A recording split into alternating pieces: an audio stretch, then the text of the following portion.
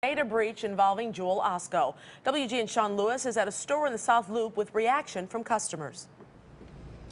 Good evening, both of you. This is a huge data breach affecting hundreds of stores for Jewel's parent company. From Southern California to Maine, consumers, you and me, are going to be having to look very closely at our accounts in case anything suspicious pops up.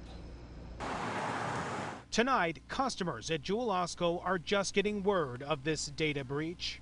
That's the second time that it's happened in a month then, right? She's right. Just last month, Jewel-Osco announced a different breach.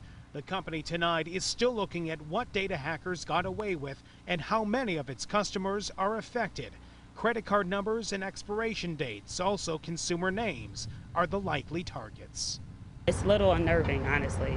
In fact, some tonight are looking at moving away from plastic altogether as hacker attacks become more common on big-name American companies.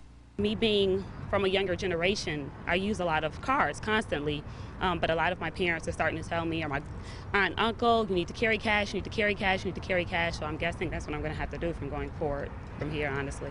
Fraud experts say it's wise advice using plastic only for bigger items.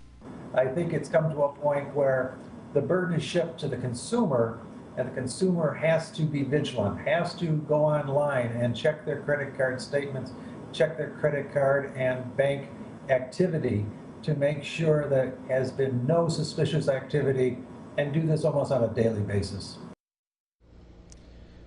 Now, the security teams in charge of the stores are still trying to determine exactly what information these hackers may have gotten and how much they may have gotten. Jewel's parent company tonight saying in this statement, quote, "At this time, there has not been a determination that any payment card data was in fact stolen." Now, the biggest problem here for law enforcement is the fact that many of these hackers, hundreds of thousands of hackers, are actually sitting overseas and very often are being protected by those very governments whom we may ask for information and to help get these hackers. So for now, it's up to the consumers to make sure that we are vigilant with our accounts and for our companies with whom we have credit relationships to protect us from future attacks. That's the latest tonight from the South Loop. Sean Lewis, WGN News. All right, Sean, thank you.